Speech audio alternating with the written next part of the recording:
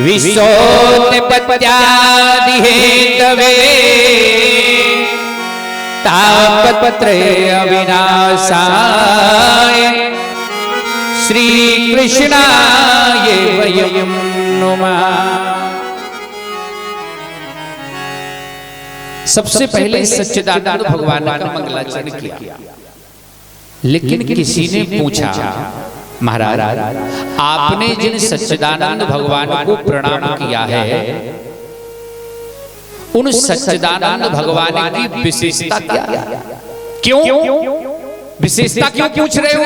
बोले विशेषता इसलिए पूछ रहे हैं जब कोई व्यक्ति किसी को प्रणाम करता है तो ऐसे ही प्रणाम नहीं करता है, उसकी कुछ ना कुछ विशेषता करके उसको प्रणाम करता है। आप लोग भी अगर किसी को प्रणाम करते हो तो ईमानदारी से बताओ क्या ऐसे ही सीधे जाके प्रणाम कर लेते हो? उसका कोई रीजन होता कि नहीं होता? और रीजन कौन सा होता है?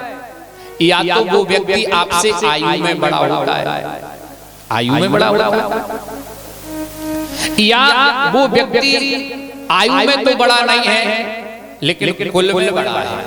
जैसे कि ब्राह्मण का बालक भले ही छोटा हो लेकिन अन्य सभी वर्णों के लोग उसके पैर छूते, कुल में बड़ा है इसलिए पैर छूते। लेकिन कई बार ऐसा भी होता है कि ना वो आयु में बड़ा है ना वो कुल में बड़ा है और फिर भी हम जाके उसके सामने झुक जाते हैं। बोले क्यों? बोले पद में बड़ा होता है। जैसे उदाहरण में चाचा की उम्र है 20 साल और भतीजे की उम्र है 50 साल। ईमानदारी से बताओ कौन किसके सामने झुकेगा? चाचा है 20 साल के, भतीजा है 50 साल का, लेकिन जब प्रणाम करने की बारी आएगी तो 20 साल का चाचा पैर छुएगा कि 50 साल का भतीजा? 50 साल का भतीजा छुएगा। क्यों? क्योंकि वो पद में तो बड़ा है। भले ही चाचा की उम्र 20 साल हो लेकिन वो पद में बड़ा है इसलिए उसके सामने हमें झुकना पड़ता है। तो कभी कोई व्यक्ति आयु में बड़ा होता है, कभी कोई पद में बड़ा होता है, कभी कोई कुल में बड़ा होता है, लेकिन कभी कभी तो ऐसा होता है कि ना कुल में बड़ा है ना पद में बड़ा है ना आयु में बड़ा है। फिर बोले ज्ञान प्रत्यक्ष,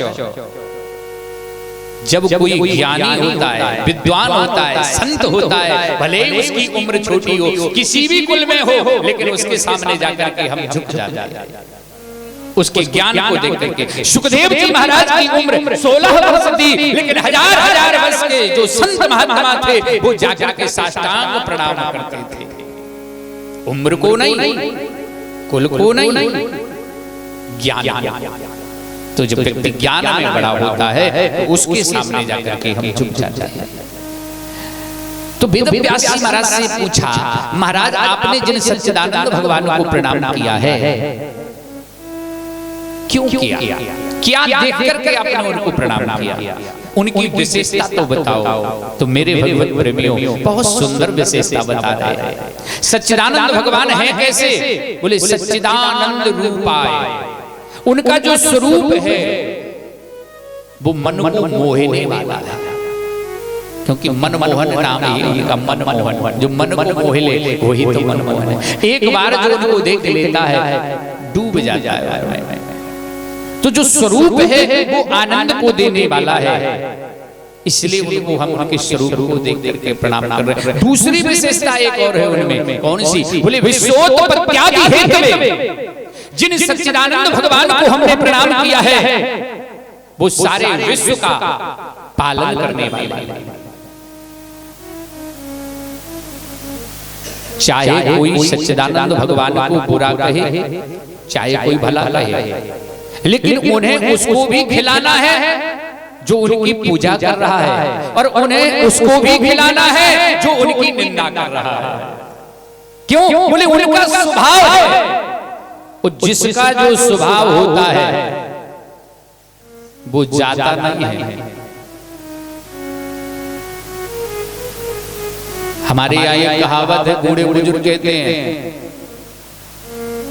कि नीम को चाहे गुड़ और घी से खाओ लेकिन उसका कड़वापन जाने वाला नहीं है। नीम ना होए मीठे चाहे खाओ गुड़ और घी से, किसी से भी खाओ, नीम अगर कड़वा है तो वो कड़वा रहेगा क्योंकि उसका स्वभाव है। इसी प्रकार से मेरे सच्चिदानंद भगवान का स्वभाव है, चाहे आप उनको भला कहो चाहे बुरा कहो, लेकिन फिर भी वो तुम्हारा पालन करेंगे, तुम्हारा पेट भरेंगे। और तीसरी बात बहुत सुंदर बताई, एक और विशेषता उनमें है। कौन सी? बोले तापत्रय विनाशाय। जो तीन प्रकार के ताप हम संसार के सभी जीवों को सताते हैं, अगर उन तीनों तापों से कोई मुक्ति दिलाने वाला है, छुटकारा दिलाने वाला है, तो वो सच्चिदानंद भगवान है। तापत्रय विनाशाय। वो तीन प्रकार के ताप कौन है? गोस्वामी महाराज ने रामचरितमानस में लिखा, दैहिक दैविक भौतिक तापा, दैहिक भौतिक तापा, दैहिक दैविक भौतिक तापा, दैहिक भौतिक तापा, राम राज नहीं हुई व्यापा, राम राज नहीं हुए व्यापा, राम राज नहीं हुई व्यापा, राम राज नहीं हुए व्यापा।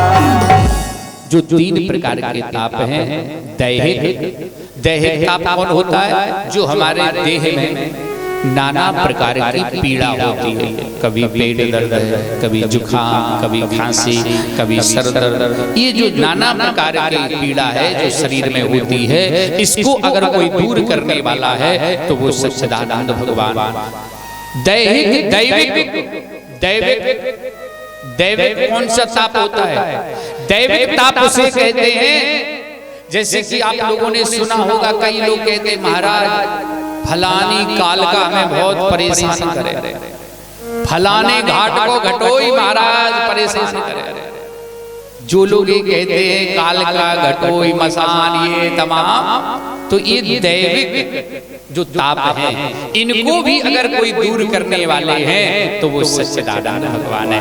जो सच्चिदानंद भगवान की शरण में जाता है, ना तो दैहिक ताप सता सकता है, ना दैविक ताप सता सकता है, और ना भौतिक ताप कौन होता है?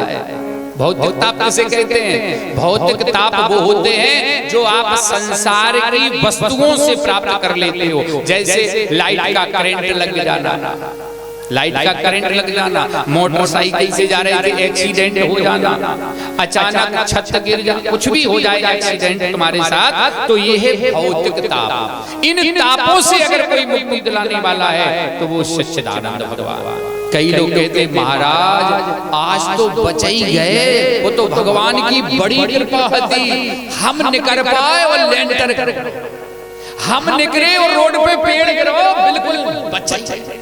क्या है? बोले सच्चिदानंद भगवान की कृपा। तापत्रय विनाशाय। अगर उनकी कृपा है, अगर उनकी शरण में हो, तो ना तो तुम्हें दैहिक ताप सता सकता है, ना दैविक ताप सता सकता है, ना भौतिक ताप सता सकता है। वो तीनों प्रकार के तापों को हरण करने वाले हैं। आज वेद व्यास जी महाराज कहते हैं, ऐसे सच्चिदानंद भगवान को हम बारंबार प्रणाम करते हैं, प्रणाम करते हैं।